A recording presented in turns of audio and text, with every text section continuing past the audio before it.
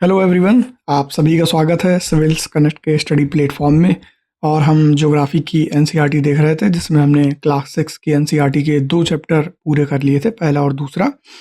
आज हम तीसरे चैप्टर को कवर करेंगे और देखेंगे कि आज हम कितने चैप्टर कवर कर पाते हैं। तो जो तीसरा चैप्टर है उसका जो टाइटल है वो है पृथ्वी की गतियाँ।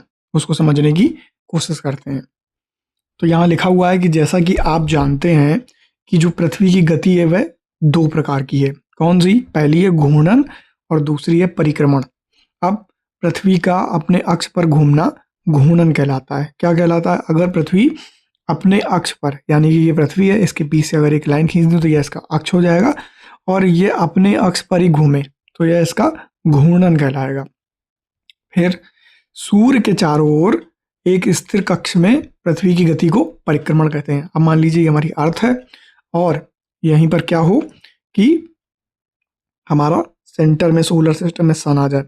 अब पृथ्वी जब इसके चक्कर लगाएगी इलेप्टिकल ऑर्डर में तो यह परिक्रमण कहलाएगा। अब इसके बाद कहा गया पृथ्वी का जो अक्ष है वह एक काल्पनिक रेखा है। हमने जो ये अक्ष बनाया था ये बीच से, यह एक काल्पनिक रेखा है जो इसके कक्षीय सतह से 66.5 डिग्री का कोण बनाती है। वह समतल जो कक्ष के द्वारा बनाया जाता है उसे कक्षीय समतल कहते हैं। पृथ्वी सूर्य से प्रकाश प्राप्त करती है और पृथ्वी का आकार एक गोले के समान है। पूरी तरीके से गोला नहीं है क्योंकि यह ध्रुवों पर चपटी है और जो विषुवत क्षेत्र है वहाँ पर थोड़ी सी उभरी हुई है। इसलिए एक समय में सिर्फ इसके आधे भाग पर ही सूर्य की रोशनी प्राप्त हो सकती है। जैसा कि आप देख रहे हैं सूर्य की रोशनी आधे भाग में होगी और जो पिछला हिस्सा है यहाँ पर सूर्य की रोशनी नहीं होगी, यह शैडो जोन होगा और इसी को हम रात्रि का होना कहते हैं। फिर आगे बोला गया है कि सूर्य की ओर वाले भाग में दिन होता है, जबकि जो दूसरा भाग है जो सूर्य से दूर होता है वहां पर रात होती है। ग्लोब पर वह वृत्त जो दिन तथा रात को विभाजित करता है उसे प्रदीप्ति वृत्त कहते हैं, ल्यूमिनेसेंस सर्कल कहते हैं। यानी कि एक हम अर्थ लेते हैं और उसके बीच में एक लाइन खींच दें तो यहाँ जहाँ दिन होगा और यहाँ जहाँ से रात होगी उसके बीच में एक गैप होगा। ये जो गैप है इसको हम प्रदीप्त वृत्त कहते हैं। यह वृत्त अक्ष के समान साथ नहीं मिलता है। यह वृत्त जो अक्ष के साथ नहीं मिलेगा, क्यों नहीं मिलेगा उसे हम आगे देखेंगे। क्यों? क्योंकि हमारी पृथ्वी, जो मैंने कल आपको कहा था कि पृथ्वी हमारी थोड़ी सी टिल्टेड है। कितनी? तो 66.5 डिग्री के एंगल पे यह टिल्टेड है 90 डिग्री से। अब 66.5 डिग्री के एंगल पे है, अगर 90 डिग्री से तुलना करें तो ये कितनी टिल्टेड है? तो 23.5 डिग्री टिल्टेड है उत्तरी ध्रुव से। यानी कि इसका जो आइडियल एक्सिस होगा या आदर्श अक्ष होगा उससे 23.5 डिग्री झुकी हुई है, और अगर मूलतः अगर इसको देखें तो ये टोटल 66.5 डिग्री झुकी हुई है। यही इस चित्र में बताया गया है आपको। पृथ्वी अपने अक्ष पर एक चक्कर को पूरा करने में लगभग 24 घंटे का समय लेती है। घूर्णन के समय काल को पृथ्वी दिन कहा जाता है। यह पृथ्वी की दैनिक गति है। यानी कि पृथ्वी अपने अक्ष पर जब पूरा एक घूम जाती है तो उसको एक पृथ्वी का दिन कहा जाता है। यह बात यहाँ पर बताई गई है। और यह देखिए आपको ये बीच में एक लाइन दिख रही होगी, यही है हमारा प्रदीप्ति वृत्त। अब आगे देखते हैं। आगे इन्होंने कहा है आओ कुछ करके सीखें। तो पृथ्वी को दर्शाने के लिए एक गेंद लें, सूर्य को दर्शाने के लिए एक जलती हुई मोमबत्ती लें, गेंद पर सैर एक्स को दिखाने के लिए एक निशान लगाएं और आप गेंद को इस प्रकार रखें कि सैर एक्स में अंधेरा हो, यानी पीछे की ओर रखें, और गेंद को अब बाएं से दाएं घुमाएं। जैसे ही आप गेंद को थोड़ा सा घुमाते हैं तो सैर में सूर्योदय होगा, और गेंद को आप घुमाना जारी रखते हैं तो बिंदु एक्स धीरे धीरे सूर्य से दूर चला जाता है और वह सूर्यास्त हो जाता है। यानी कि आप एक गेंद लें और यहाँ पर इस तरीके से आप एक मोमबत्ती लेते हैं और जब रोशनी पड़ेगी एक्स नाम की सिटी पे, तो अगर इसको आप घुमाते हैं तो धीरे धीरे सूर्य की रोशनी, जो मोमबत्ती की रोशनी जिसे हम सूर्य मानते हैं, वैसे रोशनी पड़ते ही एक्स में, एक्स नाम की जगह पर उस गेंद में अंधेरा और उजाला होने लग जाएगा। यह बात यहाँ पर समझाई गई है आपको। फिर आगे कहा गया है अगर पृथ्वी घूमना नहीं करे तो क्या होगा। यहाँ पर एक सवाल पूछा जा रहा है। सूर्य के तरफ वाले पृथ्वी के भाग में हमेशा दिन होगा, जिसके कारण उस भाग में हमेशा गर्मी पड़ेगी, लगातार गर्मी पड़ेगी, और दूसरे भाग में हमेशा अंधेरा रहेगा और पूरे समय ठंड पड़ेगी। क्योंकि ऊष्मा नहीं मिलेगी इसलिए ठंड का असर ज़्यादा हो जाएगा, और इस तरह की अवस्था में जीवन दोनों ही जगह पर संभव नहीं हो पाएगा। पृथ्वी की दूसरी गति जो सूर्य के चारों ओर कक्ष में होती है उसे परिक्रमण कहा जाता है। यानी कि सूर्य के चारों ओर अगर पृथ्वी गति करती है एक दीर्घवृत्तीय कक्षा में तो उसे हम परिक्रमण कहते हैं। पृथ्वी एक वर्ष 365 सही 1/4 दिन में सूर्य का एक चक्कर लगाती है। हम लोग एक वर्ष में 365 दिन का मानते हैं, लेकिन सुविधा के लिए इसमें 6 घंटे नहीं जोड़ते हैं और उन्हीं 6 घंटे को हम 4 साल तक जोड़ते जोड़ते क्या करते हैं कि पूरा का पूरा एक दिन बना देते हैं और इसी को फरवरी के लीप ईयर में ऐड कर दिया जाता है। अब यहाँ जाने से पहले इसको देखते हैं। 4 वर्ष में प्रत्येक वर्ष के बचे हुए 6 घंटे मिलकर के एक दिन यानी 24 घंटे के बराबर हो जाते हैं और इसके अतिरिक्त दिन को फरवरी के माह में जोड़ा जाता है और प्रत्येक चौथे वर्ष फरवरी माह 28 के बदले 29 दिन की हो जाती है। ऐसा वर्ष जिसमें 366 दिन होते हैं उसे लीप वर्ष कहा जाता है। पता लगाइए आप कि अगला लीप वर्ष कब होगा।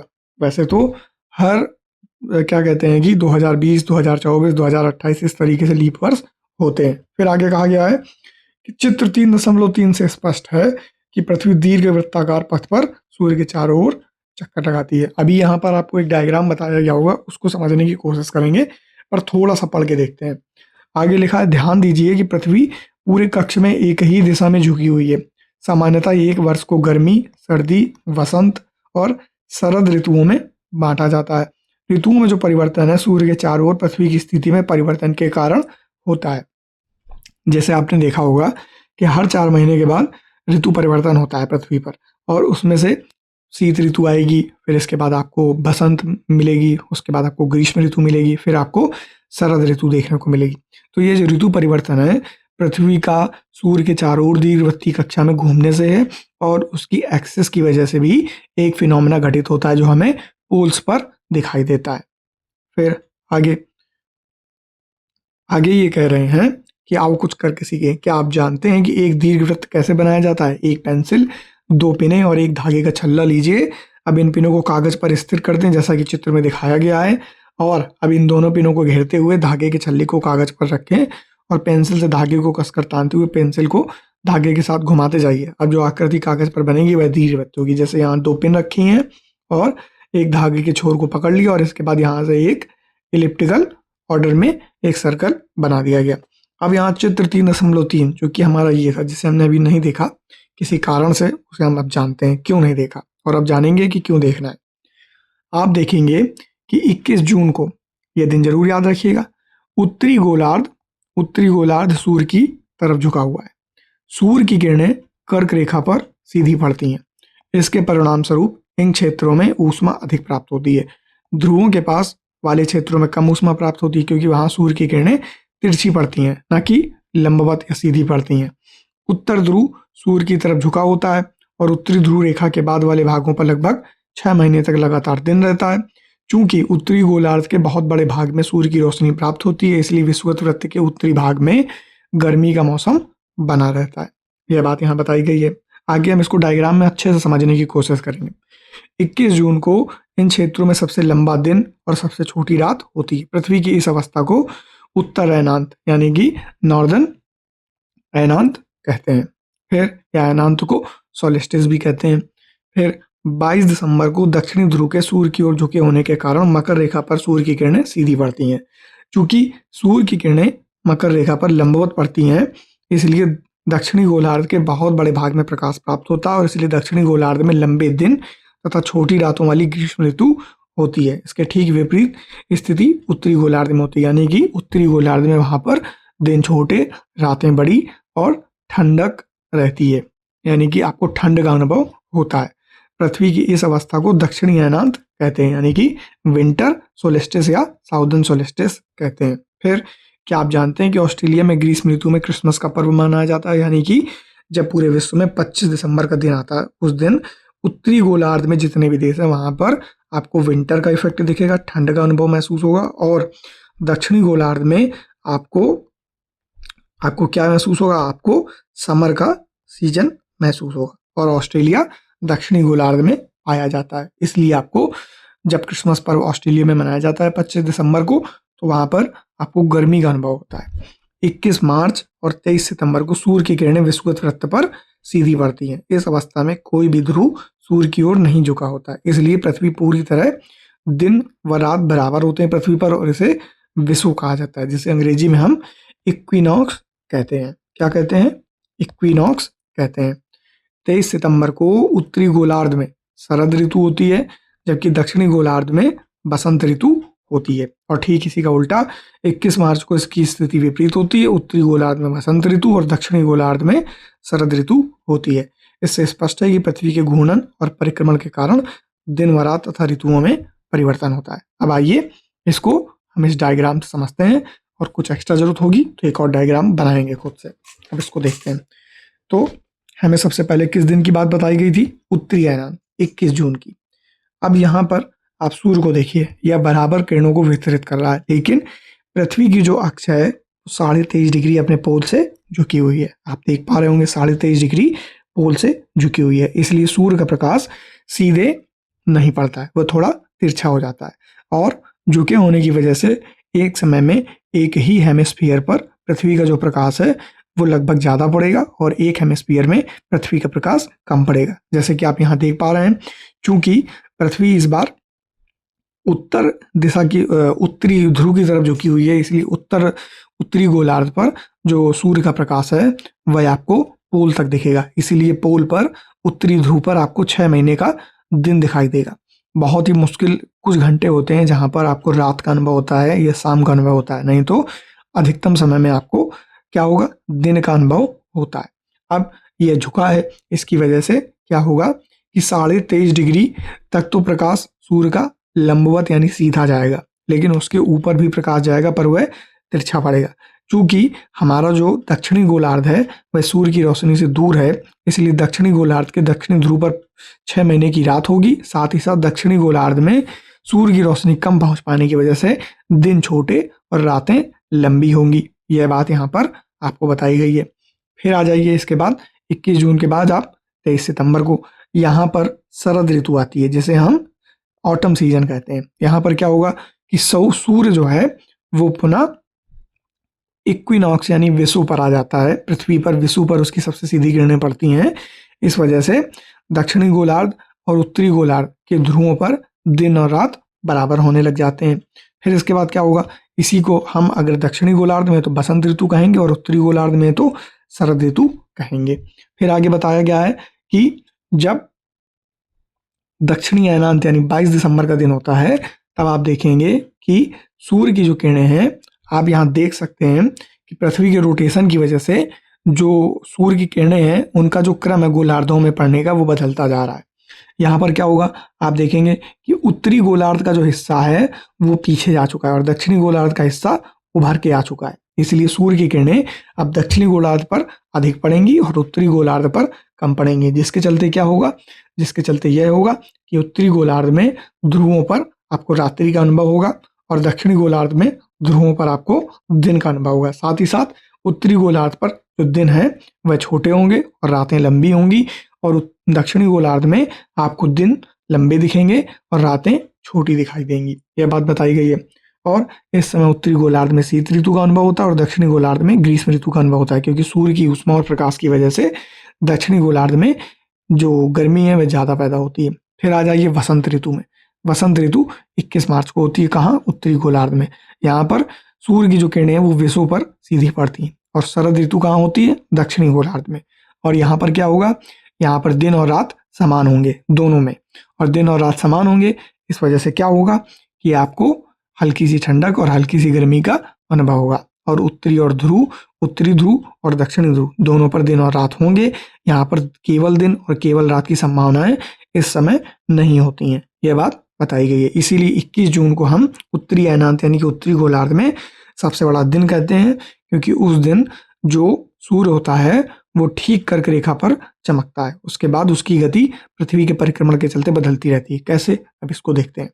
हम एक कंडीशन लेते हैं कि हम अभी कहाँ पर हैं, हम अभी 0 डिग्री पर हमारा सूर्य है, और ये दिन कौन सा है, तो यह जो दिन है हमारा 21 मार्च का दिन है। कौन सा दिन है? 21 मार्च का दिन है। अब 21 मार्च के बाद आपको कौन सा महीना आता है, तो जून आता है।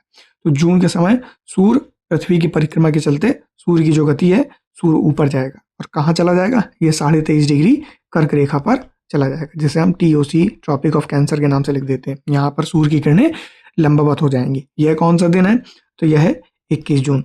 चूंकि इसके ऊपर भी किरणें जाती हैं सूर्य की, लेकिन वो तिरछी जाती हैं, पर ये अधिकतम जगह है 23.5 डिग्री जहाँ तक सूर्य की किरणें सीधी पड़ती हैं।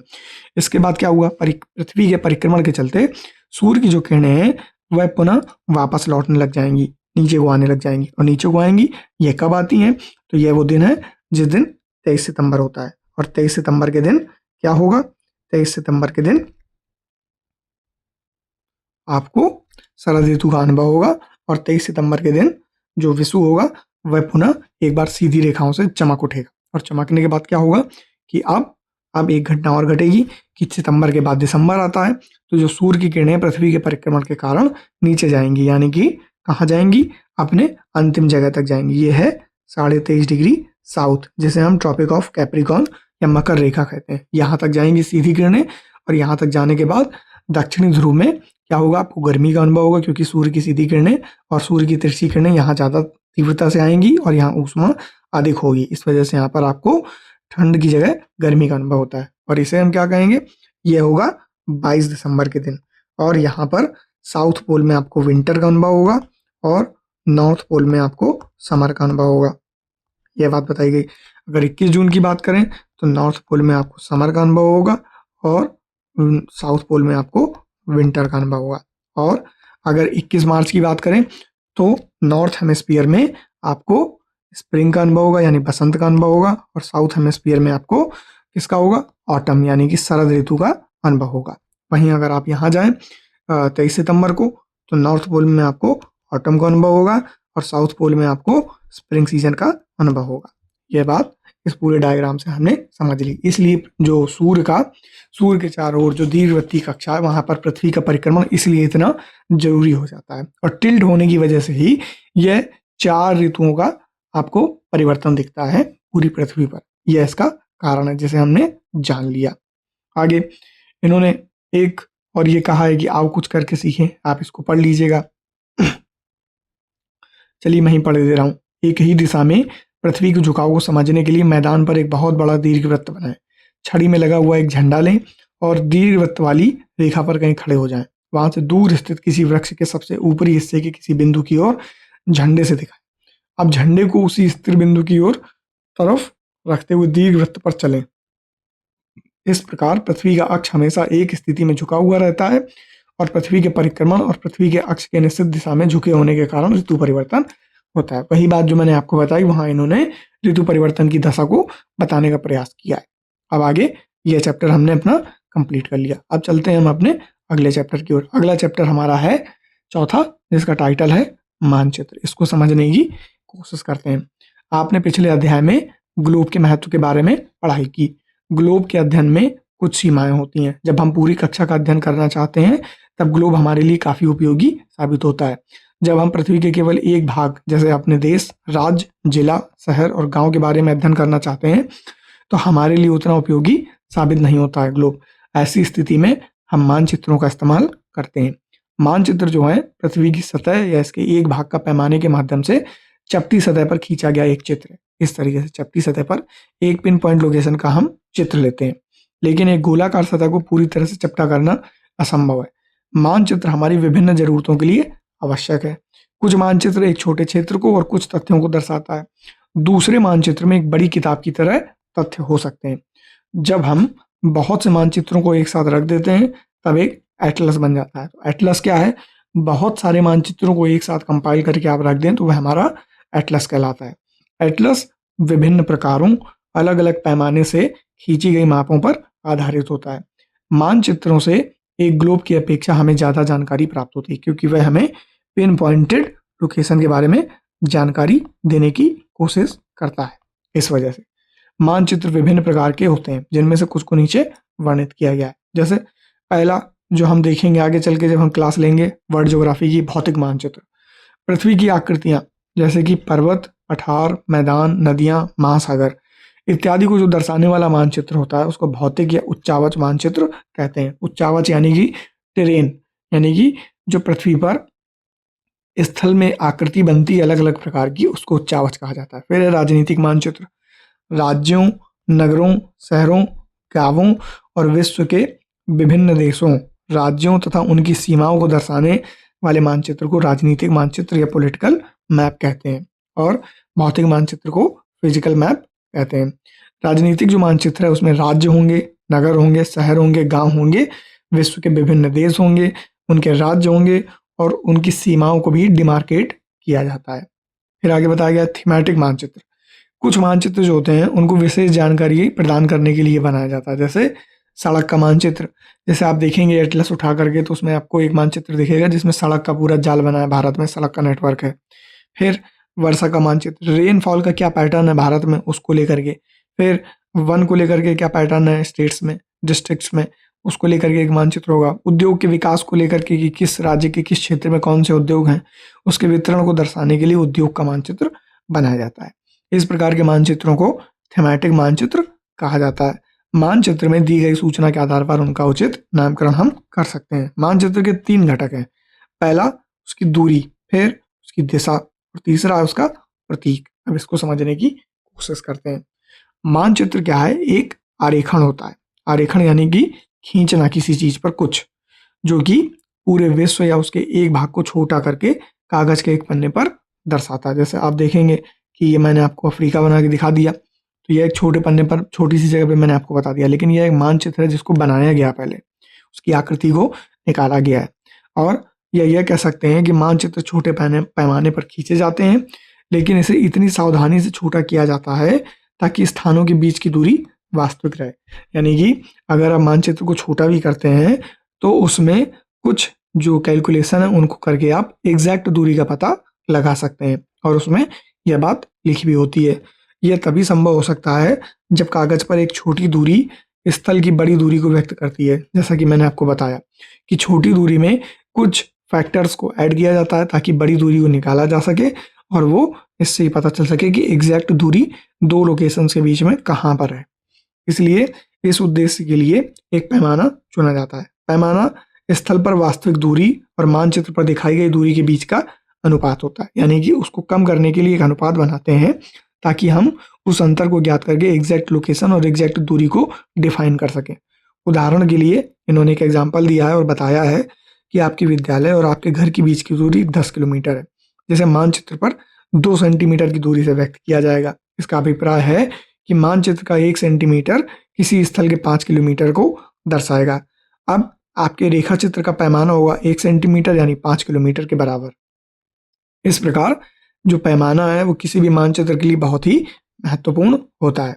अगर आपको पैमाने की जानकारी है तो आप मानचित्र पर दिए गए किसी भी दो स्थानों के बीच की दूरी का पता लगा सकते हैं।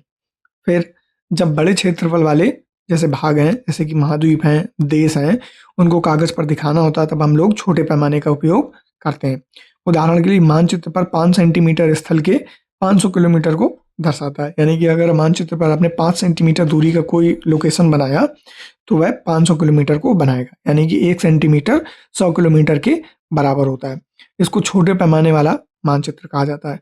जब एक छोटे क्षेत्रफल वाले भाग जैसे कि आपके गांव या शहर को कागज पर दिखाना होता है तो हम बड़े पैमाने का उपयोग करते हैं। जैसे कि किसी स्थल पर 500 मीटर की दूरी को मानचित्र पर 5 सेंटीमीटर से दर्शाया जाता है। यानी कि हर 1 सेंटीमीटर में आपको कितने का अंतर होगा, तो आपको 10 मीटर का अंतर दिखेगा। यह एक अनुपात बनाते हैं वह, और इस प्रकार के मानचित्र को बड़े पैमाने वाला मानचित्र कहा जाता है।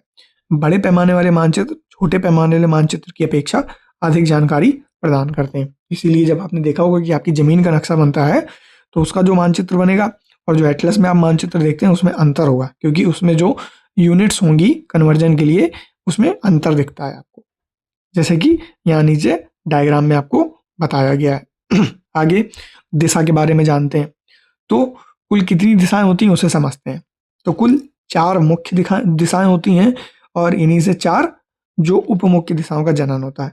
तो हमेशा आपके मुख के सामने जो दिशा होगी वह होगी उत्तर, जिसे हम नॉर्थ कहते हैं, और मुख के आपके पीछे यानी कि आपके पीछे का हिस्सा जो सर का हिस्सा है, आपकी खोपड़ी का जो पृष्ठ भाग है वह हमारा दक्षिण होगा, साउथ। और आपका हमेशा जो दायां भाग या राइट हैंड होगा वो हमेशा ईस्ट को बताएगा यानी कि पूर्व दिशा को बताएगा, और आपका जो बायां भाग है वह हमेशा वेस्ट को बताएगा यानी कि किसको बताएगा, पश्चिम दिशा को बताएगा। अब इन्हीं के बीच से कुछ रेखाएं खींची जाती हैं ताकि इनके बीच की गति दिशा को भी ज्ञात किया जा सके।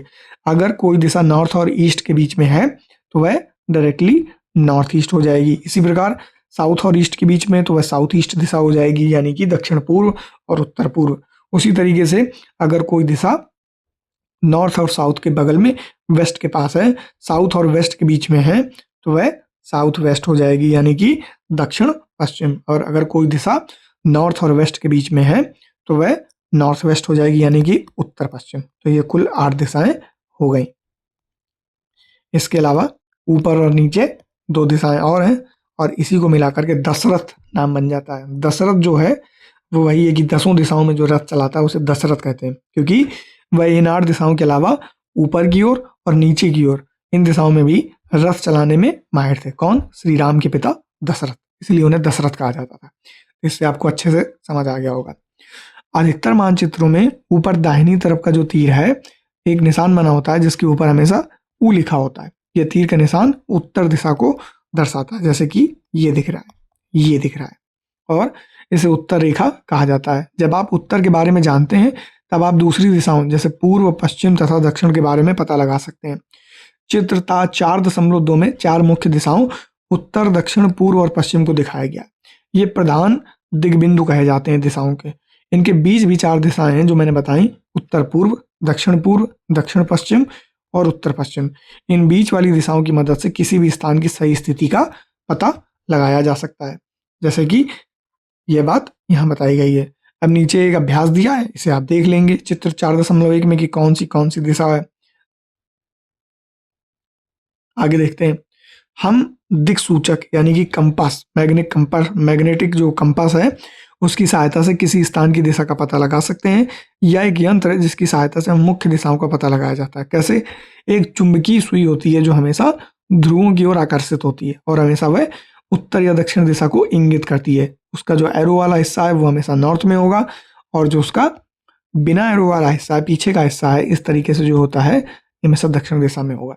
इससे आपको दिशा का ज्ञान हो जाता है और आप भटकते नहीं है कहीं जंगल में।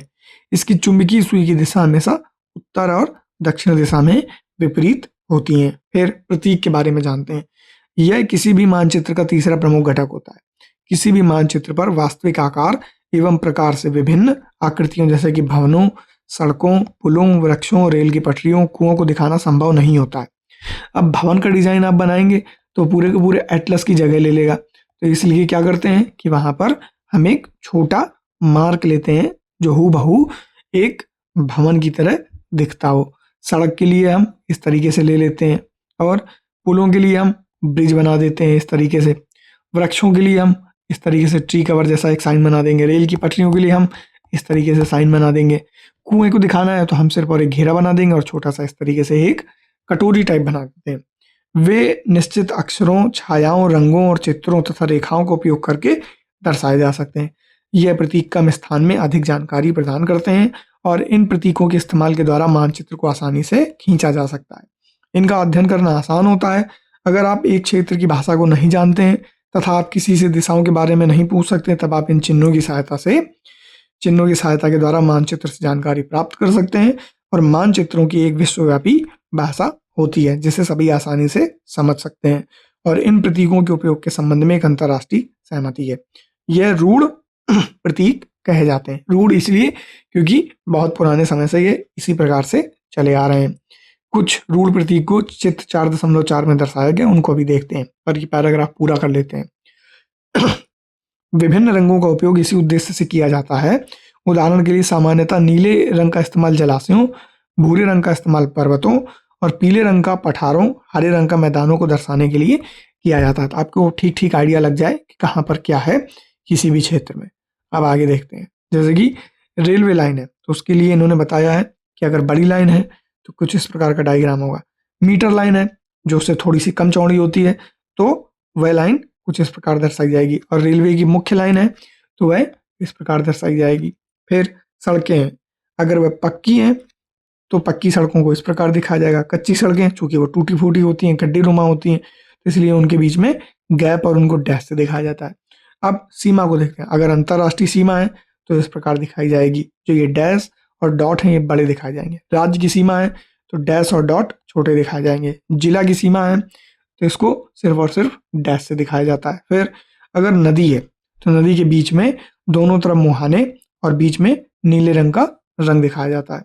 कुआं है तो कुएं को आप एक सर्कल से दिखाते हैं। तालाब है तो तालाब को आप एक ऐसे वृत्त में ढालते हैं जो कि पूरी तरीके से सर्कुलर नहीं है, किसी भी अनियंत्रित डिजाइन का बना हुआ है, और उसमें नीले रंग को भर देते हैं तो वह एक नहर हो जाता है, तालाब हो जाता है। अब नहर को दिखाना है, चूंकि नहर में कहीं से सोर्स से पानी आता है तो इसलिए सोर्स बनाते हैं और एक दो समानांतर रेखाओं को जोड़ते हैं जिसके बीच में पानी बहता है, तो इसलिए नहर का साइन है।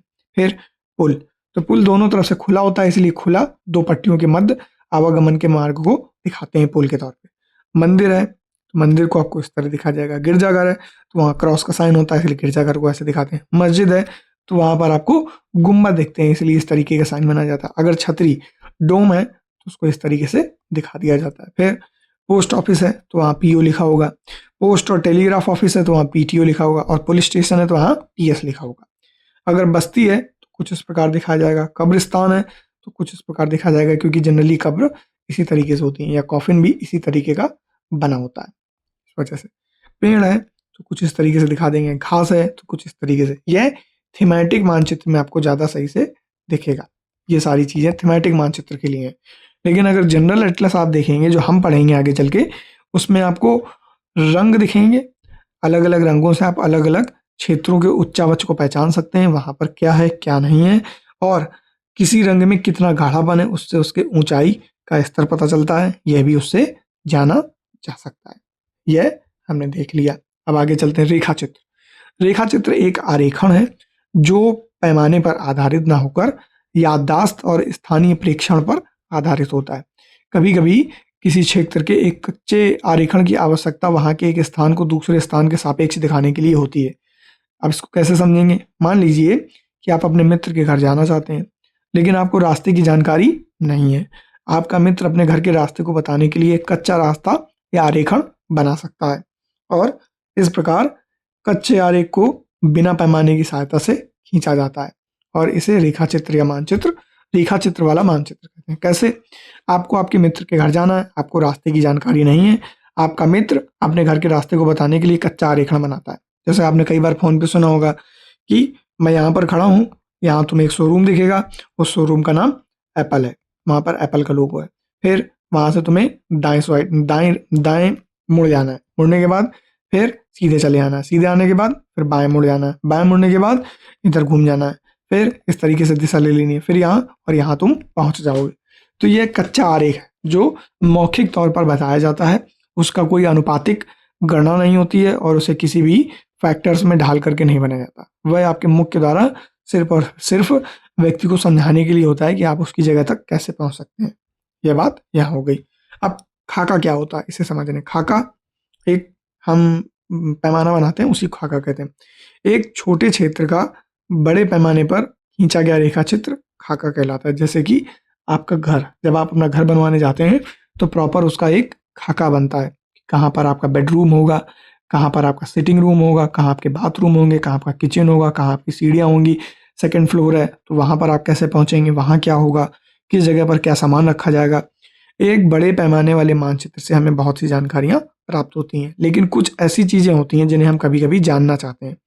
जैसे कि किसी कमरे की लंबाई चौड़ाई, जिसे मानचित्र में नहीं दिखाया जा सकता, उस समय हम लोग बड़े पैमाने वाला एक रेखा चित्र खींच सकते हैं, जिसे खाका कहते हैं।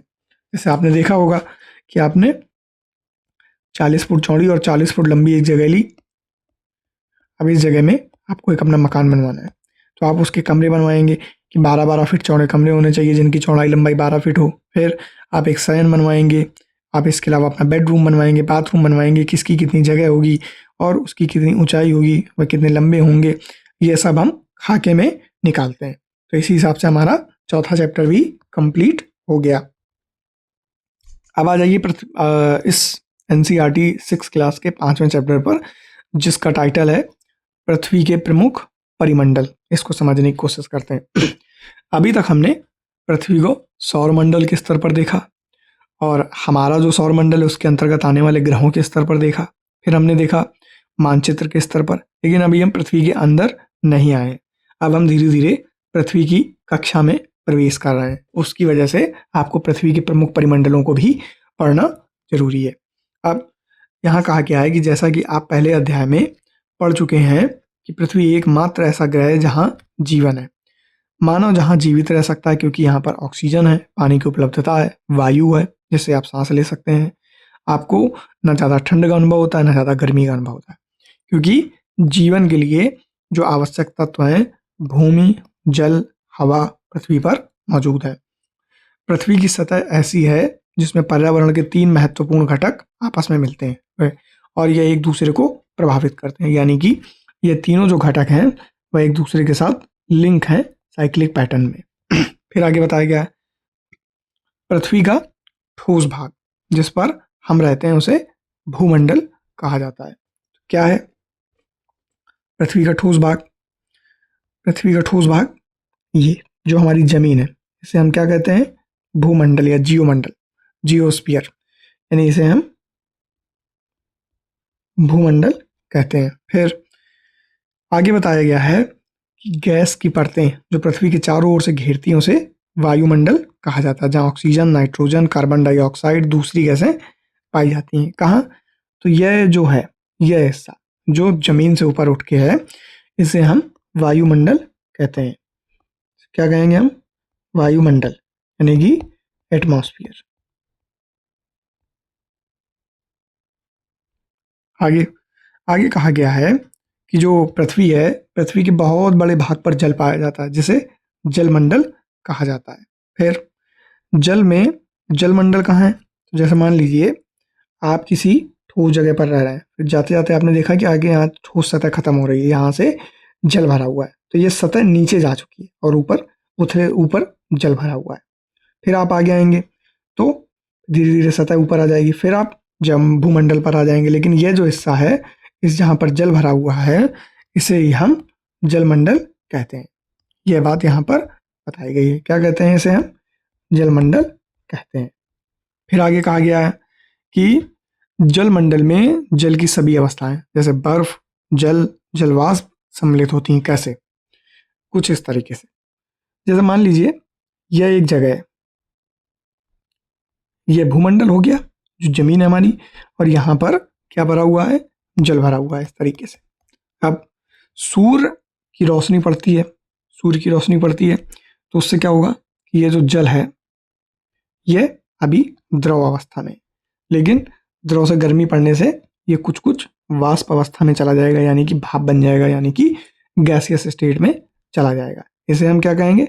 द्रव अवस्था में। ये भाप या वाष्प अवस्था में चला गया, यानी कि गैसियस अवस्था में चला गया। अब बर्फ की स्थिति तब होगी जब यही जो जल का स्रोत है, यही जो जलमंडल है, किसी ऐसे जगह पर है जहां पर सूर्य की किरणों का प्रभाव, उसकी ऊष्मा का प्रभाव उतना नहीं है, और वहां पर एक ऐसी ऋतु चल रही है जिसके चलते वहां पर जल का जमना स्वाभाविक है। जैसे कि उत्तरी गोलार्ध में सर्दियों में आप अगर उत्तरी अक्षांशों में ऊपर की ओर चले जाएं, कहाँ चले जाएं? ऊपर चले जाएं। कहाँ? तो आप 45 डिग्री, 50 डिग्री, 60 डिग्री, 65 डिग्री, 75, 70 इस तरीके से अगर आप उत्तरी अक्षांश में चले जाते हैं तो वहाँ आपको जल जमा हुआ मिलेगा। और यही वे हमारी जल की जो आखिरी अंतिम अवस्था है वो है ठोस की, वो यहाँ पर आपको मिल जाएगी। यही बात यहाँ पर आपको बताई गई है। फिर जीवमंडल एक सीमित क्षेत्र है क्योंकि उसका एक आकार है, उसका एक प्रकार है, जहाँ स्थल, जल और हवा एक साथ मिलते हैं और जहाँ सभी प्रकार के जीवन पाए जाते हैं। जब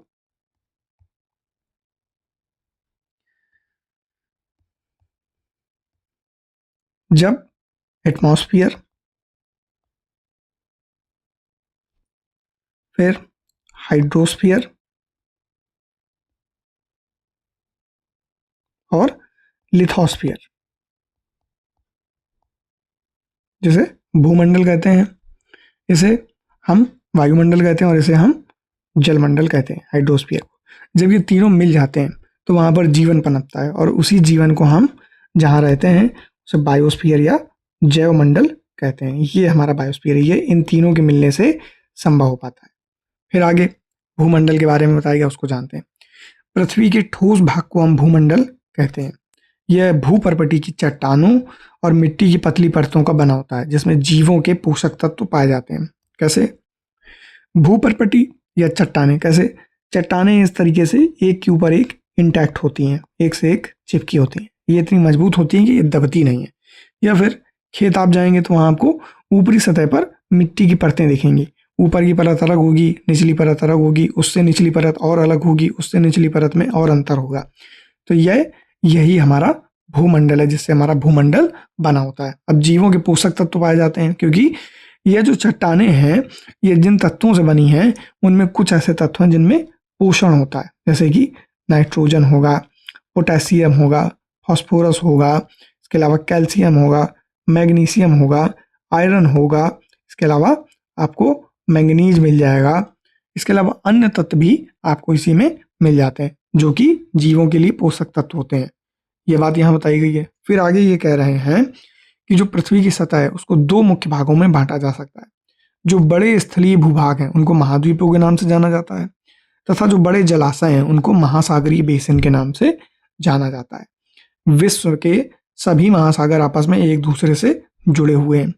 आगे चल के हम इसी ज्योग्राफी में जब एडवांस एनसीईआरटी में आएंगे, यानी कि कुछ क्लास आगे पढ़ लेंगे, तो आपको जो पृथ्वी है वो आज के समय में जिस प्रकार दिखती है आपको, वह क्यों दिखती है, महासागर जुड़े क्यों हैं, महाद्वीप का आकार इस तरीके का क्यों है, वह आपको उसमें पढ़ने को मिलेगा, जो कि पृथ्वी के मूलभूत सिद्धांत हैं। अब जैसे कि ये देखिए आप एक मैप, इस मैप में आपको ये चीज सही से समझ आ जाएगी। जैसे देखिए ये जितना भी नीला भाग है, ये नीला भाग, ये नीला भाग, यहाँ नीला, यहाँ नीला, ये नीला भाग सब कुछ क्या है, जलाशय है। और इसके अलावा जो ये रंग बिरंगी भाग है ये सब स्थल क्षेत्र है, यानी कि यहाँ पर भूपर्पटी चट्टान और मिट्टी की जमीन है। और यहाँ पर क्या है, यहाँ पर चट्टान है लेकिन वह जलाशयों के नीचे। तो जो सबसे बड़े विशाल जलाशय होते हैं उनको महासागर कहते हैं। अगर कोई विशाल स्थल खंड है तो उसे हम क्या कहेंगे, महाद्वीप कहेंगे। जैसे एक ये है, एक ये महाद्वीप है, एक ये महाद्वीप है, एक ये महाद्वीप है, एक ये है, फिर एक ये है। इस प्रकार से कुछ महाद्वीप यहाँ पर है। फिर आगे इसमें इन्होंने बताया है कि समुद्र जल का तल सभी जगह समान होता है। स्थल की ऊंचाई को समुद्र तल से मापा जाता है, जिसे शून्य माना जाता है। यानी कि समुद्र जल का जो तल है वह सभी जगह समान होता है और स्थल की ऊंचाई को समुद्र तल से मापा जाता है। इसीलिए आपने देखा होगा कि जब आप किसी रेलवे स्टेशन से गुजरते हैं या किसी जगह से गुजरते हैं तो वहां पर क्या लिखा होता है, वहां ये लिखा होता है कि समुद्र तल से इस क्षेत्र की ऊंचाई इतनी है। तो ये जगह इंगित करता है कि अगर कभी बाढ़ आती है या कभी प्रलय आती है तो कितने समय के बाद या कितना जल भरने के बाद ये जगह डूबेगी, इसलिए इसको बताया गया।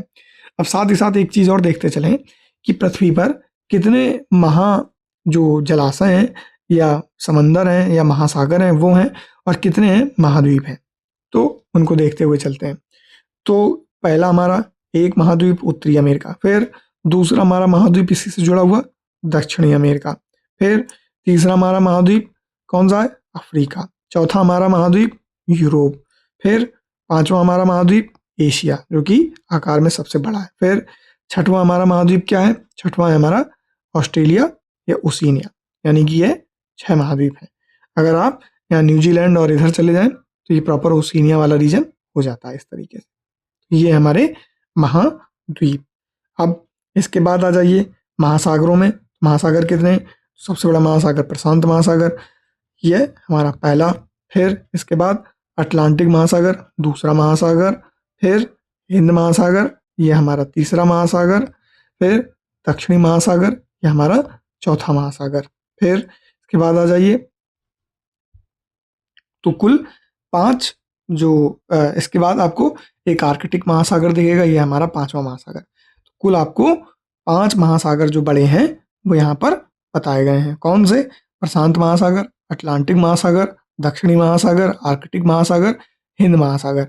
अब आप यहाँ देख रहे होंगे प्रशांत महासागर यहाँ भी लिखा है और यहाँ भी लिखा है। चूंकि पृथ्वी का आकार गोल है, और जैसा कि मैंने आपको मानचित्र वाले चैप्टर में बताया था कि मानचित्र को समझने की वजह से या पृथ्वी की जो क्षेत्र है उनको समझने के लिए हमने इस मानचित्र को चपटा कर दिया है ग्लोब से, इसलिए दोनों तरफ आपको दिखेगा। लेकिन अगर आप इसको गोल करके जोड़ेंगे तो वह एक ही जगह हो जाएगी, यानी कि ये जो जगह है ये अमेरिका की अलास्का जगह है, और यह जो यूरोप की जगह है, एशिया रूस की जगह है, यह कौन सा है? व्लादिवोस्तोक। यह क्षेत्र और वो अलास्का का क्षेत्र ये एक दूसरे से जुड़े हुए हैं, बस यहाँ पर अलग करके दिखाया। देखिए आपको ये पीला हिस्सा यहाँ पर दिख रहा होगा और यहाँ पर ये पीला हिस्सा आपको दिख रहा होगा, तो यह एक दूसरे से जुड़े हुए हैं। इसी तरीके से हमने कॉन्टिनेंट कौन से देखे, उत्तरी अमेरिका, दक्षिणी अमेरिका, अफ्रीका, यूरोप, एशिया और ऑस्ट्रेलिया तथा ओशिनिया, हमने ये कॉन्टिनेंट देख लिए। अब आगे देखते हैं। आगे बताया गया है इसमें कि जो विश्व का सबसे ऊंचा शिखर है वह है माउंट एवरेस्ट।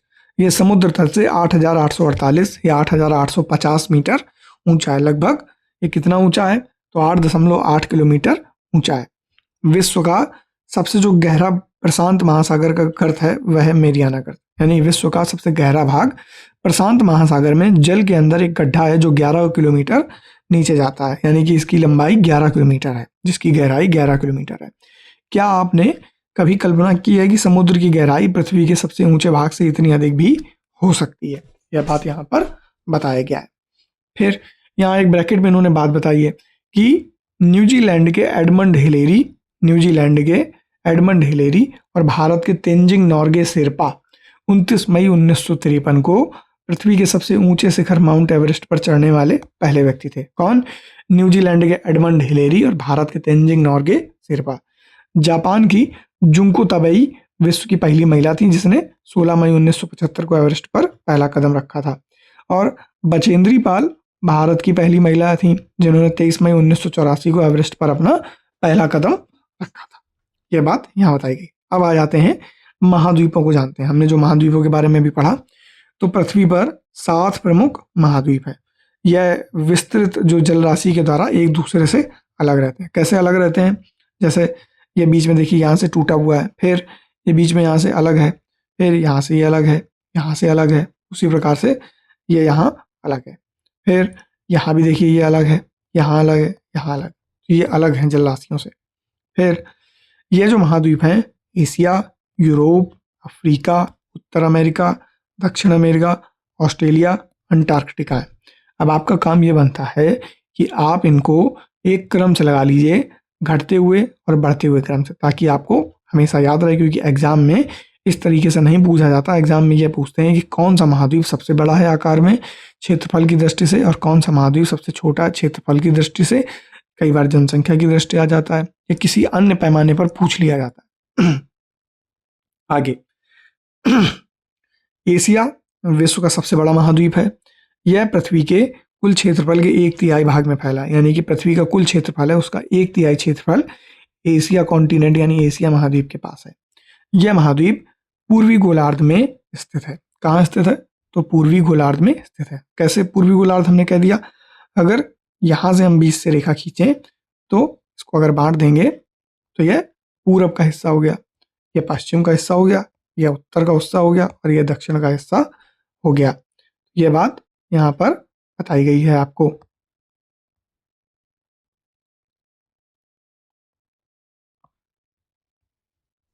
आगे आगे इसमें कहा गया है कर्क रेखा इस महाद्वीप से गुजरती है। कहाँ देखिए, ये है कर्क रेखा 23.5 डिग्री नॉर्थ, ये कर्क रेखा इसको कहते हैं। और ये 0 डिग्री विषुवत रेखा, और ये जो रेखा है 23.5 डिग्री साउथ, ये है मकर रेखा, और ये विषुवत रेखा। ट्रॉपिक ऑफ कैंसर, इक्वेटर और ट्रॉपिक ऑफ कैप्रिकॉर्न, ऐसे अंग्रेजी में कहते हैं। एशिया के पश्चिम में यूराल पर्वत है। पश्चिम कहाँ है? तो ये देख रहे हैं आप, ये हमारा एशिया है, इसका पश्चिम ये यूराल पर्वत है, देखिए इसके पश्चिम में। फिर आगे बताया गया इसमें कि इसे यूरोप से ये अलग कर देता है। कैसे? ये यूराल पर्वत के इस तरफ यूरोप है और उस तरफ एशिया हो जाता है। फिर आगे बताया गया इसमें कि यूरोप व एशिया के संयुक्त भूभाग को यूरेशिया कहते हैं, यानी यूरोप प्लस एशिया। कुछ ऐसा भी हिस्सा है जिसमें यूरोप और एशिया दोनों के गुण पाए जाते हैं, चाहे कल्चरल लेवल पर देखें, चाहे इंडस्ट्रियल लेवल पर देखें, या किसी भी थीम में देखें, उसे हम यूरेशिया रीजन कहते हैं। जैसे कि जो सेंट्रल एशिया का रीजन है, और जो रूस का जो पश्चिमी भाग है जहाँ पर उसकी कैपिटल है मॉस्को, सेंट पीटर्सबर्ग नाम के शहर हैं, क्रेमलिन जहाँ उनकी संसद है, वो जो हिस्सा है वो यूरोपियन क्षेत्र में पड़ता है, इसलिए उसको यूरेशियन रीजन कहते हैं। फिर जो यूरोप है वह एशिया से बहुत छोटा है, जो कि दूसरा महाद्वीप है। यह महाद्वीप एशिया के पश्चिम में स्थित है। जैसे यूराल पर्वतीय हो गया, फिर इधर यूरोप हो गया, इधर एशिया हो गया। तो ये एशिया के पश्चिम में स्थित है। आर्कटिक वृत्त इससे होकर के गुजरता है। ये आर्कटिक वृत्त कहाँ है? तो आर्कटिक वृत्त जो है 66.5, इसको हम आर्कटिक सर्कल कहते हैं। 66.5 ये आर्कटिक सर्कल, और यहाँ 66.5 ये अंटार्कटिक सर्कल इसको कहते हैं। जैसे कर्क रेखा, उसके ऊपर का जो अगला वृत्त होगा वो आर्कटिक वृत्त होगा। अब यह आर्कटिक वृत्त से होकर गुजरता है। यह 3 तरफ से जल से घिरा हुआ है। और विश्व के मानचित्र को देखिए, इसकी स्थिति का पता लगाइए। तो देखते हैं 3 तरफ से जल से कैसे घिरा हुआ है। यहाँ से घिरा हुआ है, यहाँ से घिरा हुआ है, यहाँ से, यहाँ आर्कटिक महासागर, यहाँ अटलांटिक महासागर, और यहाँ भूमध्य सागर यहाँ पर है। फिर अगला, अफ्रीका एशिया के बाद विश्व का दूसरा सबसे बड़ा महाद्वीप है। तो हमने नंबर 1 पर कौन सा देश द्वीप पढ़ा? एशिया। देन अफ्रीका आ जाएगा नंबर 2 पर। और विषुवत वृत्त या 0 डिग्री का जो अक्षांश है इस महाद्वीप के लगभग मध्य भाग से गुजरता है। देखिए मध्य भाग से कैसे गुजरता है, ये देखिए, ये मध्य भाग से गुजर रहा है। फिर आगे बताया गया है, अफ्रीका का बहुत बड़ा भाग उत्तरी गोलार्ध में स्थित है। चित्र से हमने देखा।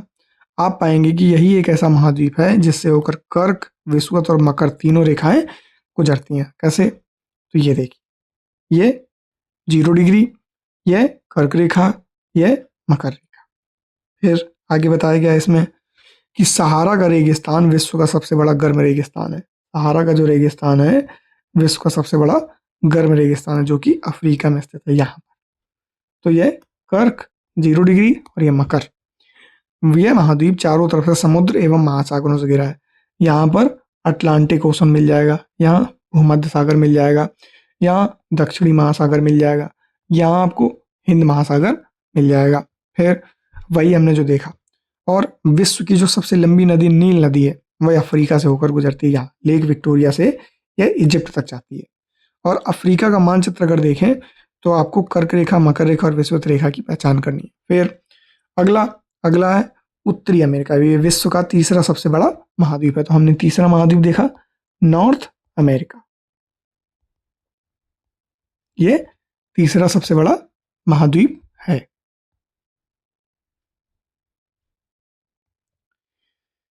यह दक्षिण अमेरिका से एक सक्रिय स्थल से जुड़ा हुआ है, जिसे पनामा स्थल संधि कहते हैं, जो कि मैन मेड है। कहाँ? तो ये जो जगह देख रहे हैं ये पनामा कैनाल है। और ये है उत्तरी अमेरिका का हिस्सा, और इसके नीचे दक्षिणी अमेरिका का हिस्सा आपको दिख जाएगा। कहा फिर पनामा जल संधि कहा जाता है। यह महाद्वीप पूरी तरह से उत्तरी व पश्चिमी गोलार्ध में स्थित है। कैसे? यह जो महाद्वीप है पूरी तरीके से उत्तरी व पश्चिमी। तो आप देखेंगे कि 0 डिग्री की लाइन यहाँ है, तो यह पूरा का पूरा गोलार्ध उत्तरी हो जाएगा, उत्तरी में है। और चूंकि यह हिस्सा पश्चिम का है तो यह पश्चिमी और उत्तरी गोलार्ध में स्थित है, इसलिए मैंने आपको यह बात यहाँ बताई। यह महाद्वीप 3 महासागरों से घिरा हुआ है। कैसे? यह महाद्वीप 3 महासागरों से कैसे घिरा हुआ है? यहाँ पर प्रशांत महासागर है, पैसिफिक ओशन है। फिर यहाँ पर अटलांटिक ओशन है। क्या है? अटलांटिक। और यहाँ आर्कटिक ओशन है। 3 महासागरों से घिरा हो गया। और इन महासागरों के नाम मैंने आपको बता दिए। फिर आते हैं दक्षिण अमेरिका में। दक्षिण अमेरिका का जो अधिकांश भाग है वह दक्षिणी गोलार्ध में स्थित है। यानी कि आप यहाँ देखेंगे तो इसका अधिकांश भाग दक्षिणी गोलार्ध में, लेकिन कुछ हिस्सा 0 डिग्री के ऊपर भी है, बाकी हिस्सा 0 डिग्री के नीचे, इसीलिए अधिकांश कह रहा है, पूरा नहीं कह रहा है। और इसके पूर्व एवं पश्चिम में कौन से 2 महासागर स्थित हैं? तो इसके जो पूर्व में आपको साउथ अटलांटिक, जैसे नॉर्थ अटलांटिक है तो यहाँ साउथ अटलांटिक ओशन मिल जाएगा। अटलांटिक ओशन का आकार ऐसे आकार के बराबर है, इस तरीके से कुछ है। फिर आगे इधर कौन सा ओशन होगा? तो यहाँ पैसिफिक ओशन मिलेगा आपको। और विश्व की जो सबसे लंबी पर्वत श्रृंखला एंडीज, इसके उत्तर से दक्षिण की ओर फैली है। यहाँ वेनेजुएला से पूरे चिली तक आती है। और दक्षिण अमेरिका में विश्व की सबसे बड़ी जो नदी है आकार में, क्षेत्रफल में, वह है अमेजन। लंबी नहीं, बड़ी। और ये यहाँ से कोलंबिया, इक्वाडोर, पेरू, चिली यहाँ से होते हुए ये ब्राजील देश को पार करते हुए अटलांटिक ओशन में गिरती है जाकर। फिर ऑस्ट्रेलिया जो है वह विश्व का सबसे छोटा महाद्वीप है, जो कि पूरी तरह से दक्षिणी गोलार्ध में स्थित है। और यह चारों तरफ से महासागरों और समुद्रों से घिरा हुआ है। इसे द्वीपीय महाद्वीप भी कहा जाता है। आइए देखते हैं मैप में कहाँ है ऑस्ट्रेलिया। ये रहा हमारा ऑस्ट्रेलिया। तो देखिए चारों तरफ से महासागरों और समुद्रों से घिरा हुआ है और एक प्रकार का ऐसा लग रहा होगा कि ये उभर के आया हुआ द्वीप है, कहीं जुड़ा नहीं है किसी से, इसलिए इसे द्वीपीय महाद्वीप भी कहा जाता है। फिर आगे बताया गया है इसमें अगला, अंटार्कटिका एक बहुत बड़ा महाद्वीप है जो कि दक्षिणी गोलार्ध में स्थित है। दक्षिणी ध्रुव इस महाद्वीप के मध्य में स्थित है। चूंकि यह दक्षिणी ध्रुव क्षेत्र में स्थित है, इसलिए हमेशा मोटी बर्फ की परतों से ढका रहता है। चूंकि यह एकदम साउथ पोल में है, इसलिए वहाँ सूर्य का प्रकाश हमेशा नहीं पहुँचता है और लोगों का आवाज़ भी नहीं है, इसलिए वहाँ पर हमेशा बर्फ की स्थिति परमानेंट बनी रहती है। सूर्य की रोशनी या ऊष्मा ना होने की वजह से वहाँ पर जल हमेशा जमा ही रहता है, यानी बर्फ यानी कि ठोस अवस्था में ही आपको वहाँ पर मिलेगा। यहाँ किसी भी प्रकार का मानव का स्थायी आवास नहीं है, पर बहुत से देशों के शोध केंद्र यहाँ स्थित हैं। जैसे भारत के भी शोध संस्थान यहाँ पर हैं। एक का नाम मैत्री, एक का नाम दक्षिण गंगोत्री है। यह हमने जो भूमंडल है उसको समझ लिया। किसे समझ लिया हमने? भूमंडल को समझ लिया। अब चलते हैं आगे। अगला है जलमंडल। तो पृथ्वी को नीला ग्रह कहा जाता है। क्यों कहा जाता है? क्योंकि पृथ्वी के 71% भाग पर, यानी कि पृथ्वी के 71% हिस्से पर जल तथा 29% भाग पर स्थल है, यानी कि सिर्फ और सिर्फ पृथ्वी के 29% ऐसा हिस्सा है जहाँ पर आपको जमीन देखने को मिलेगी, लैंड देखने को मिलेगी। बाकी 71% जो हिस्सा है वहाँ पर आपको वाटर ही मिलेगा। और जलमंडल में जल के सभी रूप उपस्थित हैं। कैसे? महासागर हैं, नदियाँ हैं, झीलें हैं, हिम नदियाँ हैं, भूमिगत जल है और वायुमंडल की जलवाष्प सभी सम्मिलित है। यानी कि हमने यहाँ पर जल को कैसे सम्मिलित किया है? हमने वह जल भी सम्मिलित किया है जैसे कि हमारे जो महाद्वीप हैं जिनसे घिरे हैं महासागरों से, महासागर के जल को लिया है। किसी देश में वहाँ नदियाँ बहती हैं उनको भी लिया है। किसी देश के अंतर्गत किसी क्षेत्र में झील है उनको भी लिया है। कुछ ऐसी भी जगह हैं जहाँ पर ग्लेशियर हैं, हिमनद हैं, उनको भी लिया है। फिर जमीन के बीच में, यानी कि जमीन के चट्टानों और उनकी परतों के बीच में भूमिगत जल है, उसे भी लिया है। और वायुमंडल की जो जलवाष्प है, यानी कि वायुमंडल में जो जल सूर्य की ऊष्मा के द्वारा गर्म होकर के जो गैसियस स्टेट में चला जाता है, गैस की अवस्था में चला जाता है, उसे भी हमने शामिल किया। अतः पृथ्वी पर पाए जाने वाले जल का 97% यानी कि 97% से जो अधिक भाग है वह महासागरों में पाया जाता है। अब ये दूसरा पॉइंट है जो आपको याद रखना है, यानी कि जितना भी जल है पृथ्वी पर उसका 97% भाग महासागरों में पाया जाता है, लेकिन वह इतना अधिक खारा होता है कि मानव के उपयोग में आ नहीं सकता, इसलिए हम उसे पी नहीं पाते हैं और हमारे संसाधनों में उसका उपयोग नहीं कर पाते हैं। शेष जल का जो बहुत बड़ा भाग है वह बर्फ की परतों और हिम नदियों और भूमिगत जल के रूप में पाया जाता है। यानी कि 97% भाग किसका है? तो ओशनिक वाटर का है, क्योंकि महासागरों के पास है। यह खारा पानी है, सलाइन वाटर है जिसको हम कहते हैं खारा जल। बाकी इसके बाद जो हिस्सा बचता है 3%, उसमें सबसे ज़्यादा हिस्सा किसके पास है? तो आइस शीट्स यानी कि बर्फ की परतों के पास है। फिर हिमनद यानी कि ग्लेशियर के पास है। फिर उसके बाद जो भूमिगत जल है उनके पास है, यानी कि भूमिगत जल को हम एक्वीफर कहते हैं, उसके पास।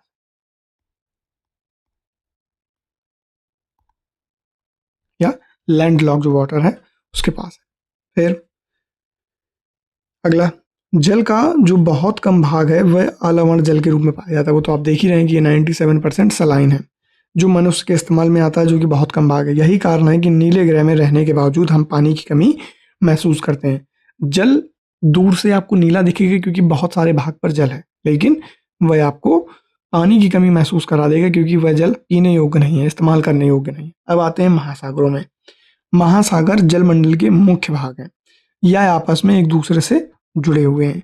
महासागरीय जल हमेशा गतिशील होता है। तरंगें, ज्वार भाटा तथा महासागरीय धाराएं और महासागरीय जल की 3 मुख्य गतियां हैं, यानी कि वेव्स, जो कि आपको सतह पर इस तरीके से दिखती हैं। फिर ज्वार भाटा, किसी स्थान पर जल कम होता है और किसी स्थान पर एक झटके में आता है, तो ये ज्वार भाटा।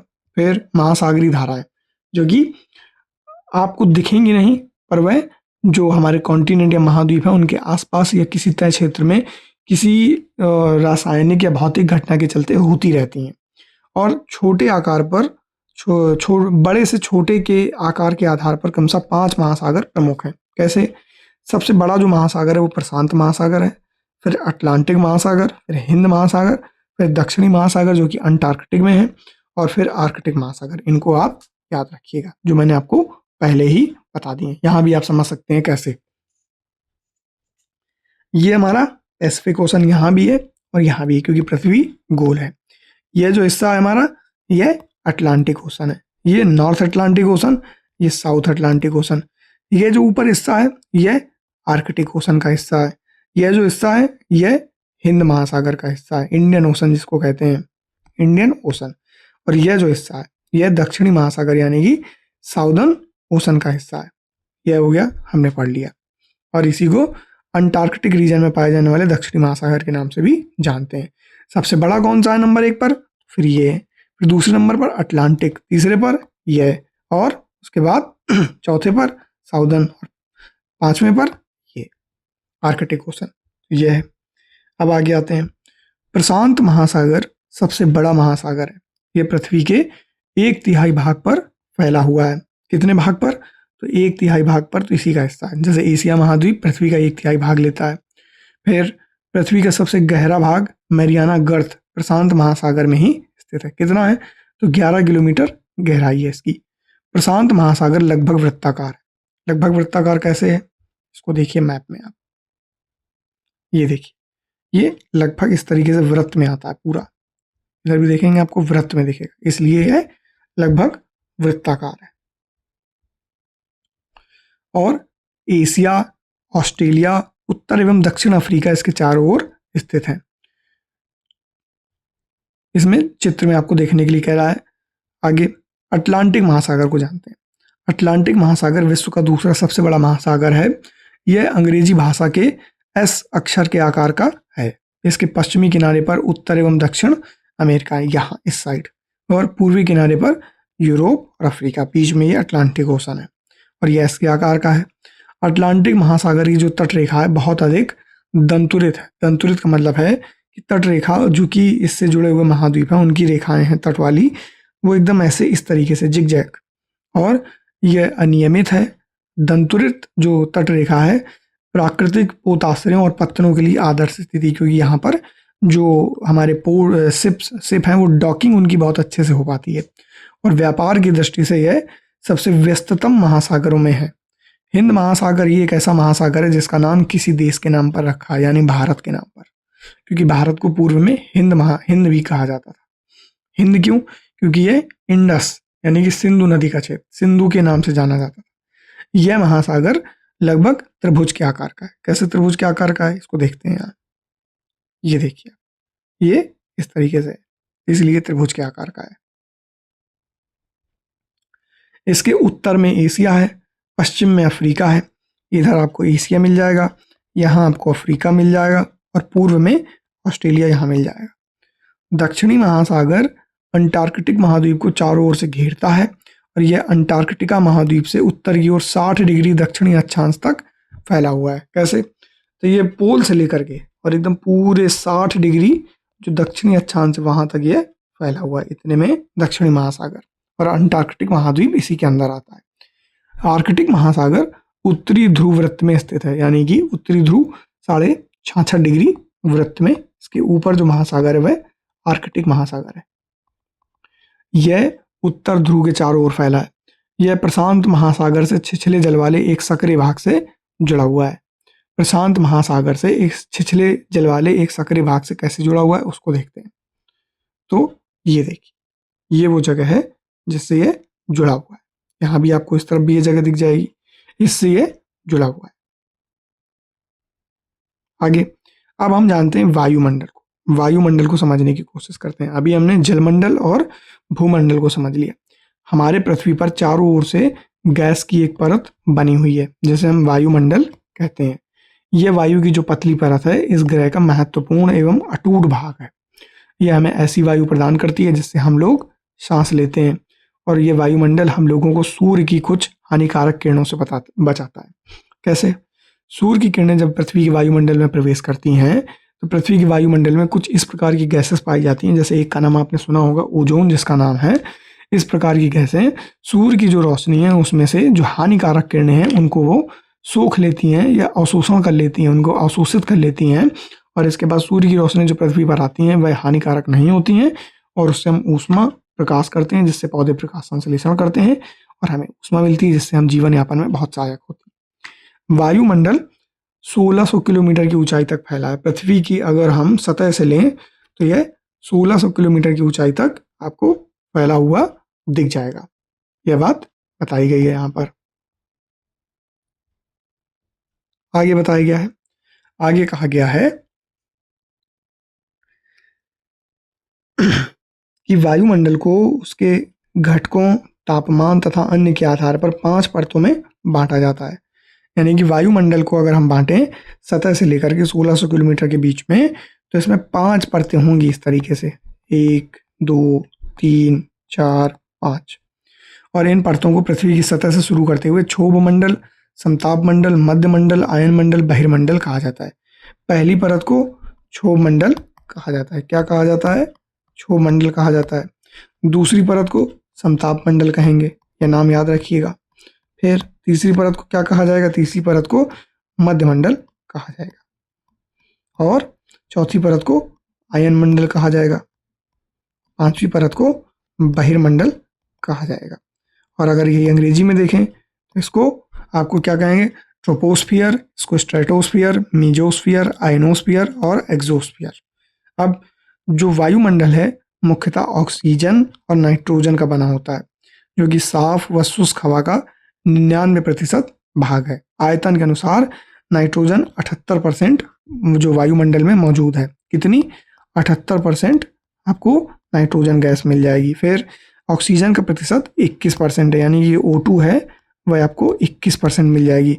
फिर दूसरी गैसें जैसे कार्बन डाइऑक्साइड, आर्गन इत्यादि, इनकी मात्रा 1% है। रिमेनिंग जो गैसेस हैं उनकी मात्रा सिर्फ 1% है। सबका अलग अलग प्रतिशत है 1% के अंदर भी। ऑक्सीजन सांस लेने के लिए अत्यधिक आवश्यक है, जबकि नाइट्रोजन प्राणियों की वृद्धि के लिए आवश्यक है, इसलिए नाइट्रोजन इतनी दी है। कार्बन डाइऑक्साइड यद्यपि बहुत कम मात्रा में है, लेकिन ये पृथ्वी के द्वारा छोड़ी गई ऊष्मा को अवशोषित करती है, जिससे पृथ्वी गर्म रहती है और पौधों की वृद्धि के लिए आवश्यक होती है। इसी को ग्रीन हाउस इफेक्ट कहते हैं। यही है वो ग्रीन हाउस इफेक्ट कि हम गर्म चीज, किसी ऊष्मा को हम ट्रैप कर लें किसी जगह पर, ताकि वह हमारे लिए किसी न किसी कार्य में सफल सिद्ध हो सके। अगला, यह तो बात हो गई ऊपर जाने में। अब इसी साथ साथ अगर आप ऊपर जाते हैं, ऊंचाई के साथ वायुमंडल का जो घनत्व है, यानी कि वायुमंडल में जो गैस हैं उनकी जो प्रतिशतता है उसमें भिन्नता आती है। यह घनत्व समुद्र तल पर सबसे अधिक होता है, यानी कि आप समुद्र के तल पर हैं, वहाँ पर सर्वाधिक घनत्व होगा आपको। जैसे जैसे हम ऊपर की ओर जाते जाएंगे, तेजी के साथ यह घनत्व घटता जाएगा वायुमंडल का। और आप जानते हैं कि पहाड़ों पर पर्वतारोहियों को हवा के घनत्व में कमी होने के कारण सांस लेने में कठिनाई होती है, क्योंकि वहाँ पर जो हवा में मिश्रित जो वायु या अन्य गैसेस हैं वो उतनी मात्रा में नहीं होती हैं, वह विरल होती हैं, उतना उनका कंसंट्रेशन या सांद्रण नहीं होता है। इस वजह से वहाँ पर आपको सांस लेने में कठिनाई होती है। और ऊंचाई पर सांस लेने के लिए उन्हें अपने साथ ऑक्सीजन सिलेंडर लेकर जाना पड़ता है। जैसे जैसे हम ऊपर की ओर जाते जाते हैं, तापमान भी घटता जाता है। क्यों? क्योंकि जब गैस होगी उसका अपना एक स्पेसिफिक केमिकल कंपोजिशन होगा, उसकी अपनी एक केमिकल प्रॉपर्टी होगी, उसकी वजह से उसका एक तापमान सेट होता है। उसकी वजह से, या सूर्य के विकिरण और पृथ्वी के द्वारा छोड़े गए जो विकिरण है, यानी कि एमिशन, उत्सर्जित किए हुए विकिरण से गैसेस उस तापमान को अवशोषित कर लेती हैं। उस वजह से तापमान में आपको वृद्धि दिखती है। लेकिन जैसे जैसे आप ऊपर जाते जाएंगे आपको तापमान में कमी दिखेगी। लेकिन ऐसा नहीं है, आगे चल के आप डिटेल में जब पढ़ेंगे तो आपको क्षोभ मंडल के ऊपर जाने के बाद भी आपको तापमान घटता बढ़ता नजर आएगा। क्यों? उसका कारण हम तभी पढ़ेंगे, क्योंकि वो बहुत ही ज़्यादा टेक्निकल और थोड़ा एडवांस टॉपिक है। इसी एनसीईआरटी में आगे की क्लासेस में वो आपको पढ़ने को मिलेगा। फिर जो वायुमंडल है पृथ्वी पर दबाव डालता है, यह एक स्थान से दूसरे स्थान पर अलग अलग होता है। दबाव किस प्रकार से डालता है?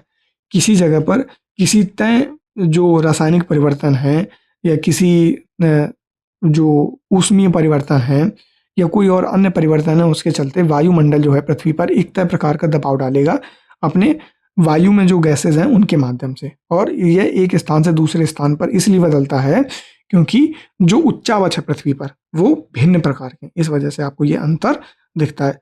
सूर्य की स्थिति भी हर स्थान पर और उसकी ऊष्मा और प्रकाश की गति भी अलग प्रकाश उसकी गति भी अलग तरीके की पड़ती है, इस वजह से आपको ये अंतर महसूस होता है। कुछ क्षेत्रों में हमें अधिक दाब महसूस होता है जबकि कुछ क्षेत्रों में हमें कम दाब महसूस होता है। वायु जो है उच्च दाब से निम्न दाब की ओर बहती है, ये वायु का नियम है। यह लॉ ऑफ थर्मोडायनेमिक्स है कि तापमान हमेशा कम से ज्यादा की ओर बहता है। तो वायु में क्या है? गैसों में क्या है? ऊर्जा है, और वो ऊर्जा हमेशा कम से ज्यादा से कम की ओर बहेगी। इसीलिए दाब भी है, दाब भी एक प्रकार की ऊर्जा ही है, वह उच्च दाब से निम्न दाब की ओर बहती है। और जो गतिशील वायु है, गतिशील वायु को ही पवन कहते हैं, स्थिर वायु को पवन नहीं कहा जाता है। गतिशील वायु किस प्रकार से होगी? जब ये दाब में अंतर होगा तो अंतर की वजह से वायु में ये अपनी अवस्था को बदलेगी, यानी कि ये उच्च दाब से निम्न दाब की ओर जाना शुरू करेगी। तो यहाँ पर जो ये मॉलिक्यूल है ये ट्रेवल करना शुरू करेंगे तो आपको घर्षण महसूस होगा, और यही घर्षण एक पवन का प्रारूप ले लेती है। इसे ही हम सामान्य भाषा में पवन कह देते हैं। हमने वायुमंडल पढ़ लिया, हमने भूमंडल पढ़ लिया, अब आते हैं तीसरे पे जो कि हमारा जीवमंडल है। जीवमंडल को समझते हैं। जीवमंडल एक ऐसा स्थल है जहां जल तथा हवा के बीच का एक सीमित भाग होता है, यानी कि ऊपर आपको हवा दिखेगी इस तरीके से, नीचे आपको जमीन दिखेगी, इसके बीच में ही आपको जल दिखेगा। कैसे? देखिए, जो हमारी जमीन है या लैंड है वो तो आप जिस पे हम चलते हैं वो भी है, लेकिन मैंने आपको बताया कि जल के नीचे का जो हिस्सा है ये वाला, यह भी एक चट्टान ही है, परपटी ही है, भूपरपटी है, जो कि लैंड है। बस वो हमें दिखता नहीं, हम उस पर चल नहीं सकते हैं, लेकिन वह भी एक तरह का तल ही है, नितल जिसे कहते हैं। और तो इसके ऊपर भी वायुमंडल होता है, क्योंकि वायुमंडल तो सर्वत्र मौजूद है पूरे के पूरे पृथ्वी की कक्षा में।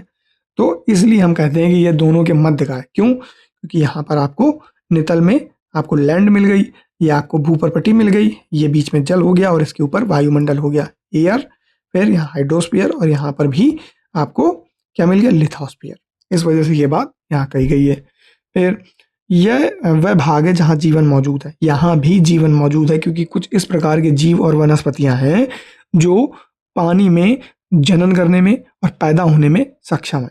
यहाँ जीवों की बहुत सी प्रजातियां पाई जाती हैं, और या यूं कहें कि यहाँ पर जो प्रजातियां पाई जाती हैं वो बहुत अधिक पाई जाती हैं, जो कि सूक्ष्म जीवों और बैक्टीरिया से लेकर बड़े स्तनधारियों के आकार में भी पाई जाती हैं। यानी कि आपको माइक्रो लेवल पे ऑर्गेनिज्म भी मिलेंगे, बैक्टीरिया भी मिलेंगे, साथ ही साथ आपको जल में रहने वाले जो स्तनधारी हैं, मैमल्स हैं, वो भी मिलेंगे, जैसे डॉल्फिन, व्हेल, इस प्रकार के भी आपको जीव जंतु मिलेंगे। मनुष्य सहित सभी प्राणी जीवित रहने के लिए एक दूसरे से जीवमंडल से जुड़े हुए हैं। कैसे? हमें वायु चाहिए तो एटमॉस्फेयर की वैल्यू बढ़ जाती है, हमें जल चाहिए तो हाइड्रोस्फीयर की वैल्यू चाहिए बढ़ जाती है, हमें हमें रहना कहाँ है? जमीन पर, तो हमें लिथोस्फीयर चाहिए तो उसकी भी वैल्यू बन जाती है। इसलिए हम जो बायोस्फीयर है इन तीनों से मिलकर बना है, और हमें इन तीनों की जरूरत बराबर रहती है। जो जीवमंडल के प्राणियों को मुख्यतः दो भागों, जंतु जगत और पादप जगत में विभक्त किया जाता है। यह थोड़ा हम साइंस के पोर्शन में एंटर कर रहे हैं। अब कैसे? पृथ्वी के ये तीनों जो मंडल हैं, परिमंडल हैं, भूमंडल, जैवमंडल और वायुमंडल, आपस में एक क्रिया करते हैं, पारस्परिक मिलकर के एक क्रिया करते हैं, और एक दूसरे को किसी न किसी रूप में प्रभावित करते हैं, यानी कि कहीं ना कहीं ये मिलते हैं और उससे एक प्रभाव का जनन होता है। उदाहरण के लिए, लकड़ी तथा खेती के लिए वनों को काटा जाए तो इससे ढलुआ भाग पर मिट्टी का कटाव तेजी से होने लगता है, यानी कि प्रभाव होने लगेगा। इसीलिए कहते हैं कि वनों को काटना नहीं चाहिए, क्योंकि जब बाढ़ आएगी तो अगर केवल मिट्टी हुई तो उसे बहा कर ले जाएगी, लेकिन अगर वहां पर जड़ें होंगी वनों की तो वह मिट्टी को कस करके पकड़े रखेंगी। इसी प्रकार प्राकृतिक आपदाएं, जैसे भूकंप से पृथ्वी की सतह में परिवर्तन हो जाता है। हाल ही में सुनामी के कारण अंडमान एवं निकोबार द्वीप समूह का कुछ भाग पानी में डूब गया। फिर झीलों तथा नदियों में दूषित पदार्थों के प्रभावित होने से उनका जल मानव के इस्तेमाल के लिए नहीं रह जाता, उनके लायक, मानव के इस्तेमाल के लायक नहीं रह जाता, और यह जल दूसरे जीवों को भी नुकसान पहुंचाता है। तो यानी कि यह परस्पर, अगर आप इसमें थोड़ा भी परिवर्तन करेंगे, जो मानव निर्मित परिवर्तन होता है, तो उससे इनका जो एक साइक्लिक पैटर्न या रिदम है वो टूटेगा और वह अच्छा नहीं माना जाता है। उसी का सबसे बड़ा उदाहरण आप देखते हैं प्रदूषण, ग्लोबल वार्मिंग, क्लाइमेट चेंज। आगे कहा गया है उद्योगों, तापीय विद्युत संयंत्रों और गाड़ियों का जो उत्सर्जी पदार्थ है वो वायु को प्रदूषित करता है। कार्बन डाइऑक्साइड वायु का एक महत्वपूर्ण घटक है, लेकिन कार्बन डाइऑक्साइड की मात्रा में वृद्धि होने के कारण पृथ्वी के तापमान में वृद्धि अधिक हो रही है। इसे भूमंडलीय तापन या ग्लोबल वार्मिंग कहते हैं। और भूमंडलीय, वायुमंडल और जलमंडल के बीच के प्राकृतिक संतुलन को बनाए रखने के लिए जो पृथ्वी के संसाधन हैं उनका सीमित उपयोग किया जाना चाहिए, यह बात कही गई है यहाँ पर। तो हमारा इस हिसाब से यह चैप्टर भी कंप्लीट हो जाता है। तो हमने आज कुल 3 चैप्टर अपने कंप्लीट कर लिए हैं। कौन कौन से, उनको देखते हैं। तो हमने यहाँ पर पृथ्वी की गतियाँ ये चैप्टर कंप्लीट कर लिया है, मानचित्र चैप्टर कंप्लीट कर लिया और पृथ्वी के प्रमुख मंडल कंप्लीट कर लिए हैं। कोशिश करेंगे कि कल की क्लास में हम इन तीनों को कंप्लीट कर लें। तो आज की क्लास में हम यहीं तक पढ़ेंगे और कल हमारी क्लास 6 एनसीईआरटी की अंतिम क्लास होगी, जिसमें हम इस पूरे क्लास 6 के एनसीईआरटी को कवर कर देंगे। आज की क्लास में इतना ही। अगर आपको यह वीडियो और यह क्लास अच्छी लगी है प्लीज़ हमें कमेंट करके बताइए। यदि आप कोई परिवर्तन चाहते हैं, आपको कुछ समझ नहीं आ रहा है तो प्लीज़ हमें बताइए, या हमें आप कोई अच्छा तरीका बता सकते हैं कि आप ये भी बताइए, ये मत बताइए, तो हमें बताइए प्लीज़ कमेंट करके। ज़्यादा से ज़्यादा लोगों तक इसको शेयर करिए। अगर आपको अच्छा लगता है तो लोगों को बताइए, अच्छा नहीं लगता है तो हमें कमेंट करके बताइए, हम ठीक करेंगे, फिर बताइए।